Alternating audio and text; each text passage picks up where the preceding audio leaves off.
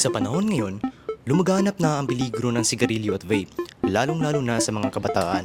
Bakit kaya sila nahihila sa paggamit ito? Naging madali na naimpluwensyahan ang kabataan na kung tinuturing na sikat at astig ang gumagamit nito. Pero hindi nila nabigyang pansin ang bawat ihip ng usok mula sa mga masugi na tagahit-hit na nakakapinsalang sigarilyo at vape na tinatawag ding e-cigarette. May mga kuro-kuro pa na mas ligtas na bersyon gamitin ito. May mga ibang mag-aaral rin na gumagamit na nito sa murang edad pa lamang at naistigilan, ngunit di napigilan. Nasa ilalim na ang Pilipinas sa isang vape epidemic na kung saan ang mga survey ay madaming Pilipinong mag-aaral ang gumagamit ito. Tigilan na natin ang pang-abuso sa ating bansa at sarili.